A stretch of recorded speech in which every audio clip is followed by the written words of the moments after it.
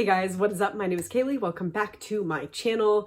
I am late on this, so thank you for your patience. I am still getting over the worst sinus infection of my life, but that aside, I have curated my list of favorite books in 2019. I didn't do this in any particular order. I just looked through my Goodreads and picked the books that still resonated with me today, beginning of January 2020. I do have a top 4. But the rest of them are just books that 5 stars, hit me in the heart, and I would like to talk about to you today and recommend some books that you should try and read in 2020 if you have not gotten to them yet.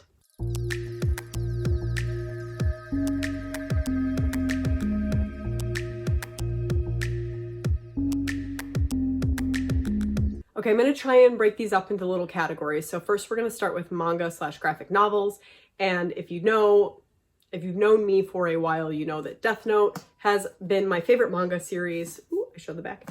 Death Note has been my favorite manga series, and it still is, of all time. And I was able to finish the second half of Death Note volumes 4, 5, and 6 in the Black Edition bind-up the beginning of the year. And if you haven't read any Death Note yet, but you do like manga, especially like fantasy / crime thriller type stories, I definitely recommend checking this out. This is a story about a Death Note book that falls to the earth via a Shinigami, which is a death god that owns the Death Note book, and he does it just for fun to see who will pick it up and what shenanigans will happen from that point. And the high schooler that picks it up decides to play God with it, and he also happens to be the son of the detective in Japan that heads the case as to why all of these people start dying, and it's just a wild ride from beginning to end. There was one novel in the one edition in the 6 editions that wasn't my favorite, but otherwise 5 stars across the board. Absolutely loved it. There are a little bit of elements of that you find in lots of manga, that there are problematic ways that women are treated within it. But if you're used to that kind of thing within manga and can look past that, the rest of the series is an absolute gem. And I'll probably do a reread of it at some point, but right now I'm just letting it sit with me and resonate in my heart. Also, Orange by Ichigo Takano. This is a story about a group of high schoolers that are very good friends. In the very beginning, you find out that one of them has died. He has committed suicide, and this is a fantastical, it's like a contemporary with a magical realism element in which the main character, Naho, gets a letter from herself in the future, and it tells her how to change events that happened that led up to her friend's suicide to try and change how the story goes so that he doesn't. It is a very, very dark story, but also the friendship group is just such a great dynamic. I absolutely loved it. The second volume was good, but not as good. I think I gave this a 5 star and that a 4 star. There's only 2 volumes in the collector, like the complete collection. But know that it is very dark material. It does deal a lot with suicide. It deals a lot with the survivor's guilt from his friends and family that have survived post his suicide. But I absolutely adore it. And if those are topics that you can handle without having a reaction to it, if your mental health is in the right place, I highly recommend this series. On a much lighter note in terms of manga, I discovered Princess Jellyfish by Akiko Higashimura. This is a story about a group of women that live in like an apartment complex type building, and well, it's just like a building. They live in a building, and they are considered, they're a Mars / like NEETs. There's a bunch of different words that are used to describe this group of women, but they're pretty much social outcasts. They hyper-focus on one thing that they really like one is really obsessed with one specific war, one's really obsessed with trains, one's really obsessed with dolls, and one's really obsessed with jellyfish. And they're all friends because they don't like standard society. They don't like the pretty people. They don't like men at all. The main conflict, though, is that their building is going to be sold by one of their mothers who owns it in order for a high-rise to be built. On the other end of that, you've got a duo of brothers whose father is the prime minister. So they're big into politics, they're very rich. Main brother Kuranosuke is a cross-dresser, and he takes it upon himself to help these women saved their building. Only the main character, Tsukumi, knows that he is actually a man dressed in women's clothes, and if he's found out by the rest of the Amars, they will kick him out, basically. But the dynamics have changed so much since this volume. I'm now on volume 6 of 9. Yeah. And I've just really loved the series so far and the ride we've been taken on. So much has changed. There's some relationships forming. There is a whole side business that's happening that have to do with jellyfish and fashion. And it's a lot of fun and it's a little crazy. I think I've used the word kooky before multiple times in explaining this manga series. But if you're just looking for something fun and light, and it's not necessarily fluffy, there are some dynamics that are pretty fucked up in this series, but like not Death Note / Orange fucked up, just like weird. This series is up your alley. I literally just finished volume 5, my first book of 2020, and gave it a 5-star, so I can't wait to finish the rest of the series in 2020, but I highly recommend it. Next, my favorite contemporaries that I read in 2020, of which there were many, but I narrowed it down to 3. The first of which is Girls on the Verge by Sharon Biggs Waller. This is a YA story about a young girl in Texas. She gets pregnant the first time she has sex with someone that she's not really actually in a relationship with, so she wants to get an abortion. Except in the state she's in, she cannot do that legally, so she's trying to find a way to have a safe and legal abortion without getting in trouble or getting putting herself in danger. There's a lot of dynamics because one of her friends is not pro-abortion but wants to be there for her, and another person is like an unlikely friend, and these 3 girls get together and try their hardest to get this girl the abortion that she seeks. They go through so much bullshit trying to get so many hoops and loops, and it was a wild ride, and I cried a lot. If you remember, I read this for Contemporary-a-thon way back in the spring. Actually, it was probably late winter. And in the Contemporary-a-thon vlogs, I was crying several times over this book. It is very, very impactful, but it's also such a sweet story about friendship and youth and how fucked up it is in the United States that women have to go through such hardships just to make choices for themselves. If that sounds up your alley, I definitely recommend this highly. It is not an easy book, but it is a actually quick read and I highly recommend it. The next 2 are adult romances. One's like, okay, new adult romance, and it's on a lot of people's best of 2019, and that is Red, White, and Royal Blue by Casey McQuiston. What can I say? I read this as an arc. I read it with Brianna over at Coffee Books and Bullet Journals. We absolutely loved our time reading this together. And Book of the Month Club came out with a hardcover, so I snatched it up because this is traditionally published as just a paperback.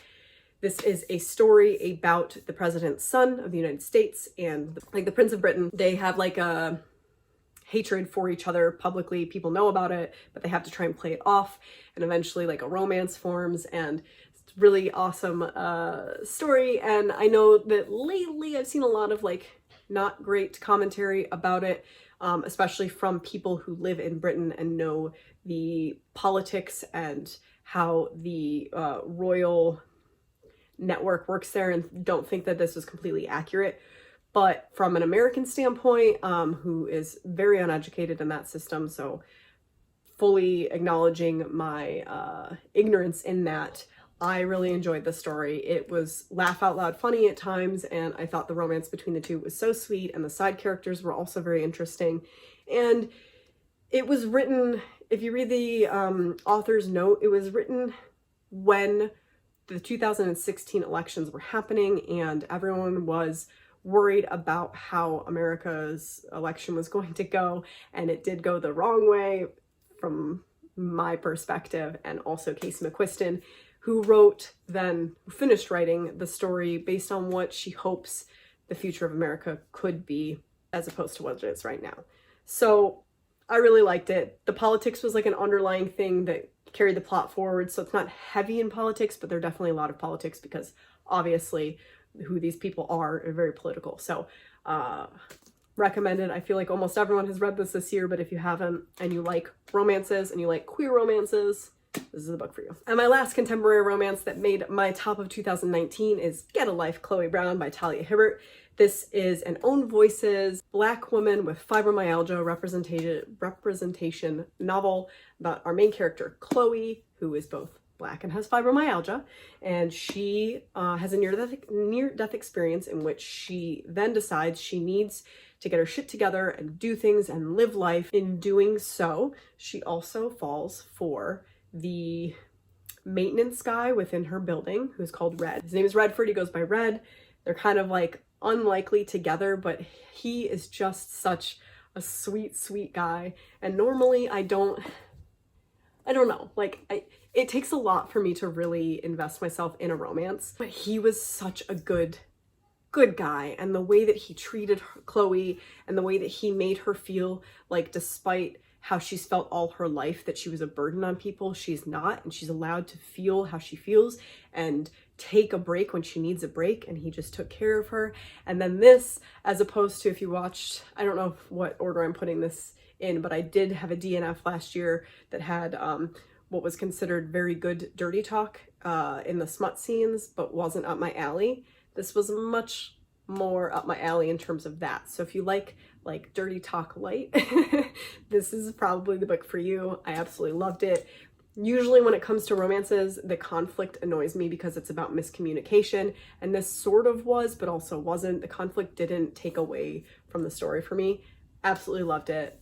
5-star, would recommend. The audiobook also was very good. I don't know how to categorize this because it's kind of like, I guess it's fantasy. It's like contemporary, but satirical contemporary with fantastical elements. That is The Radleys by Matt Haig. I was blown away. I did not expect to like this book nearly as much as I did. I went in with low expectations and 5-starred it. I read it in like 3 days. I didn't want to put it down. This is a story about a family where the adults know that they're vampires, but they're trying to not be vampires in a society. They're just trying to blend in, but their kids are starting to recognize that there's something different about them.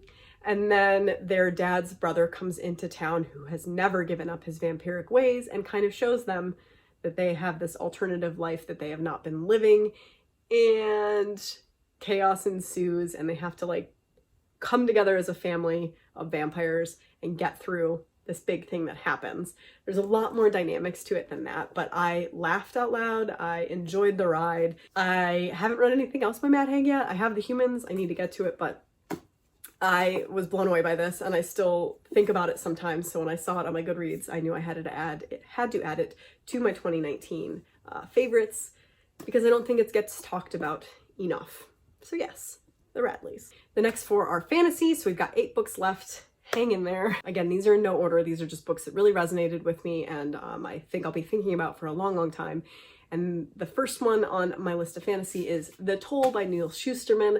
This is the conclusion to the arc of a Scythe series.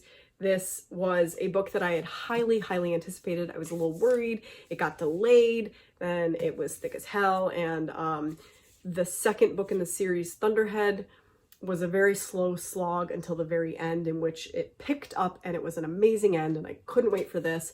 And I think that this has gotten a lot of mixed reviews. Some people absolutely loved it. Some people were not too fond of how it wrapped up.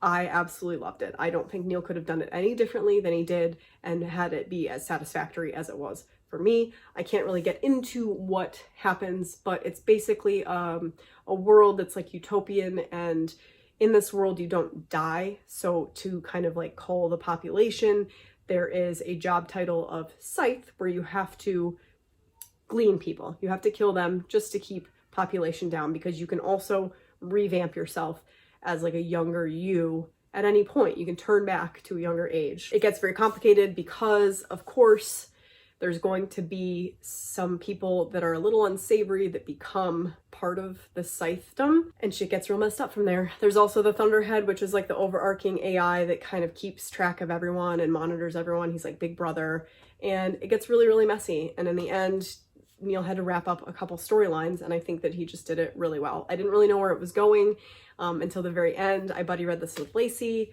and we both had such a good time reading it. So if you have been sleeping on the Scythe series, I would recommend it, knowing that Thunderhead kind of suffers from second book syndrome and that it was a little bit of a slog before anything happens. But I think it's worth it. Next up on my list is Kings of the Wild by Nicholas Eames.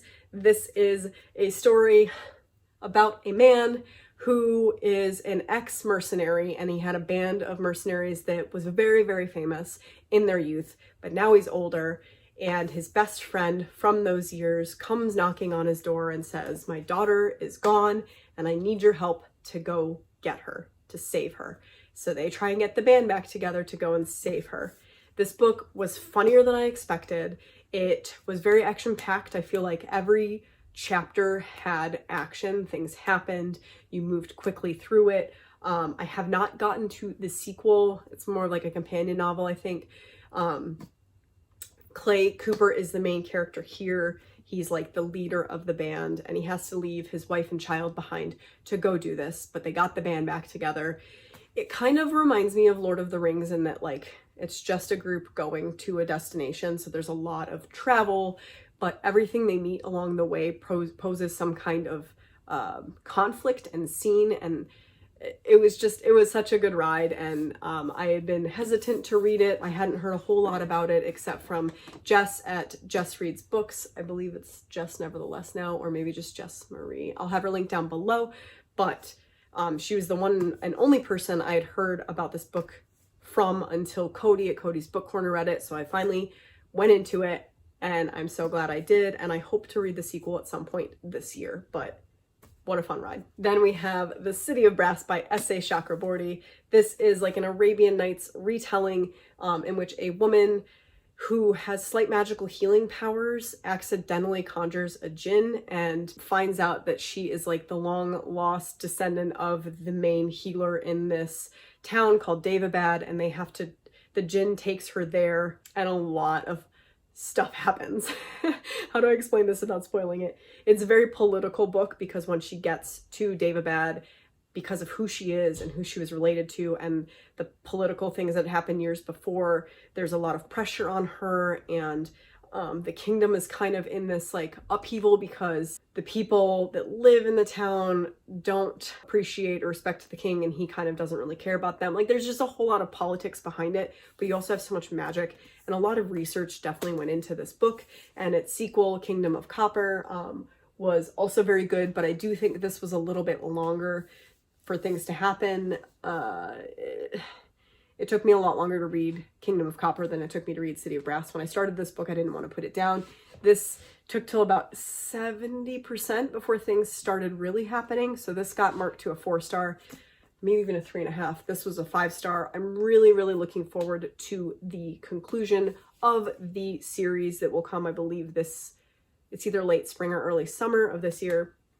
For the conclusion, it's one of the few books that I intend to buy this year to wrap up the series, and I really can't wait to see what happens. So if you like diverse fantasy, if you like political intrigue and magic and well thought out magic systems, check out City of Brass. And before we get into my top 4 of the year, my last on fantasy is The Song of Achilles by Madeline Miller. If you recall, in 2018, my favorite book of the year was Circe by Madeline Miller, so I had very high expectations going into this.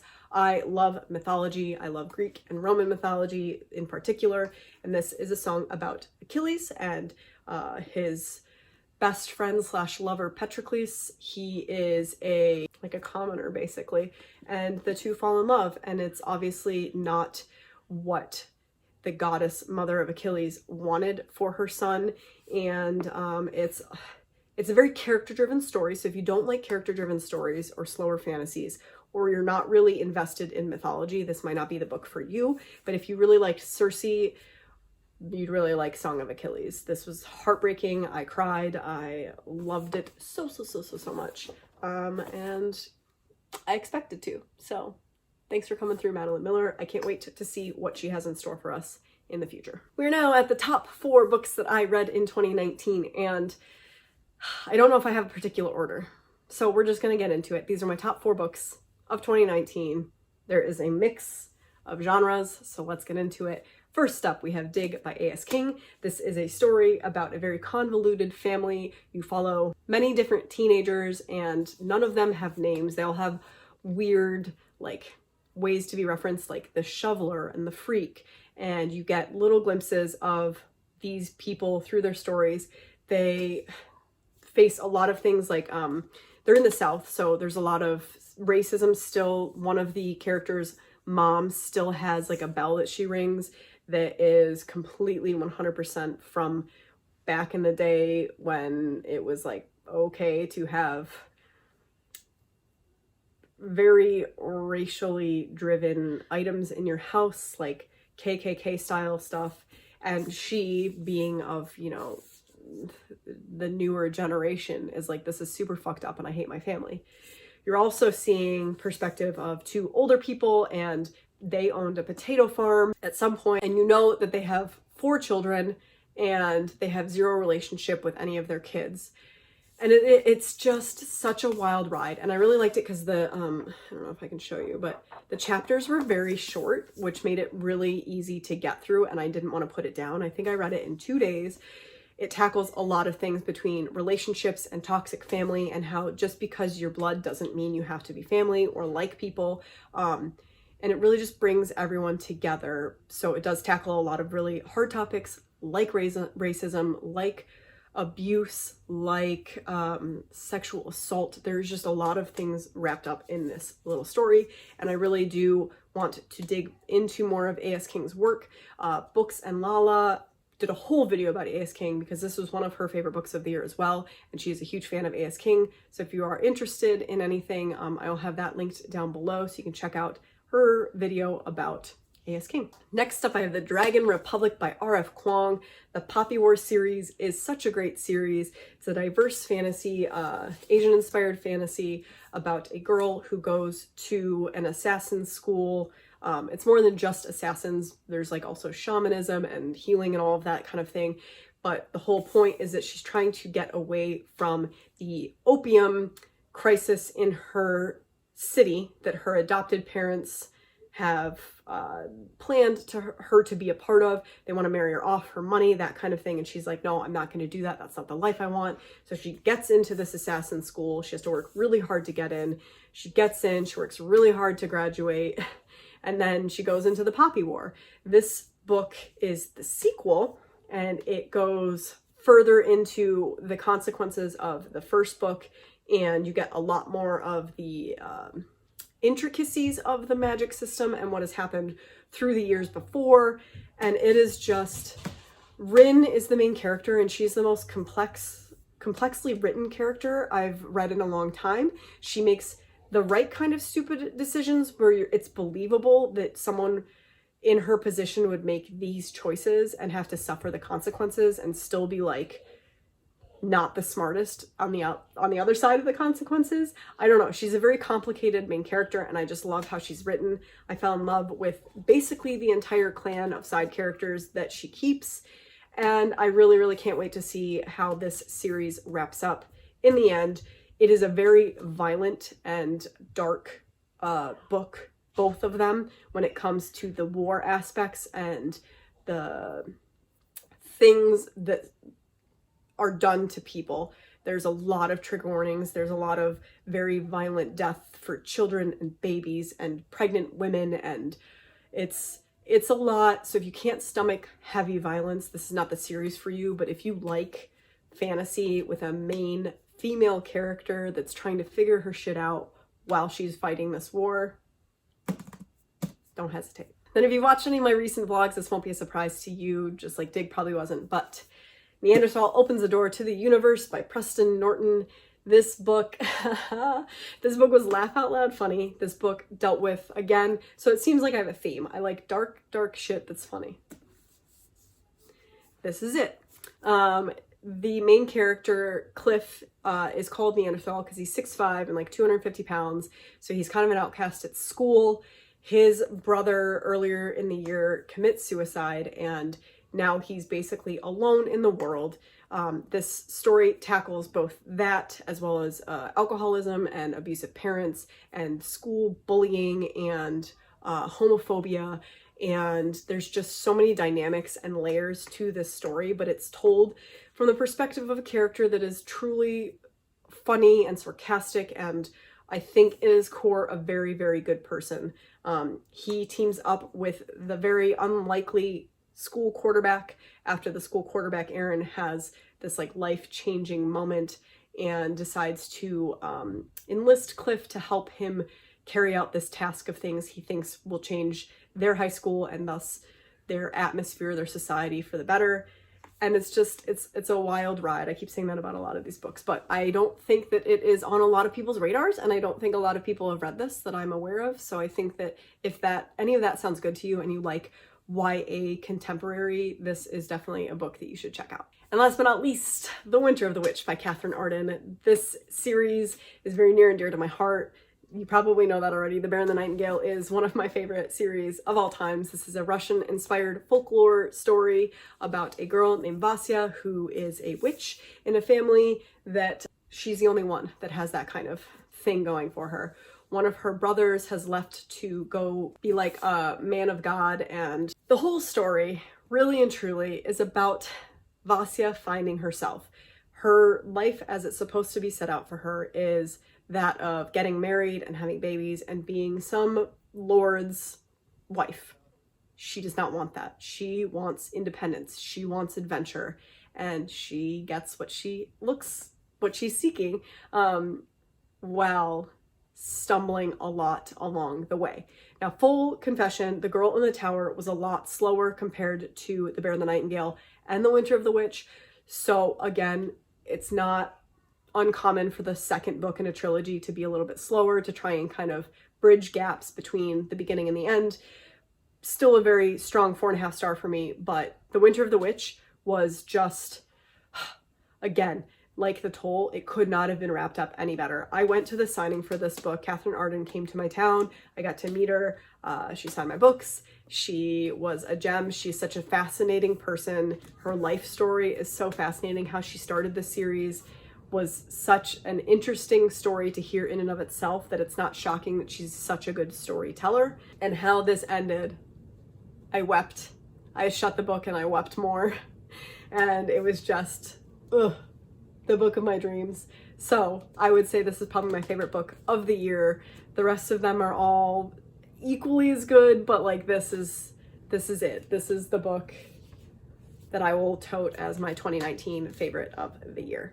So that's it, guys. That's everything that I read in 2019 that made my best of. I had a lot of 5-star reads that I didn't include in this list. But as I said, I just looked through my list, and the ones that still resonated with me are the ones that made this list. I tried to get a bit of everything so that if you prefer one genre over another, or one age range over another, there's something in this for you. I hope that you've read some of these. If you have, let me know down below what your favorite was amongst my favorites, or if I've swayed you to read any of the ones that I've listed here. Just gonna keep holding this book and hugging it, I guess. That's it for me, guys. 2019 is over. I can't wait to see what 2020 has in store. I am planning on taking a little bit of a backseat and trying to read so much, because I got 163 books read this year, but I have other hobbies I'd like to focus on a little bit. So we'll see how it goes. But I have some things in store this year, so stay tuned for that. And I hope that you had a really great wrap up for your 2019 as well. Let me know down below what your favorite was this year, and I will see you in the next one, guys. I will link all of my social media down below. You can find me on Instagram, Twitter, and Goodreads. I hope you're having a great day. Happy New Year, and happy reading in 2020. Bye.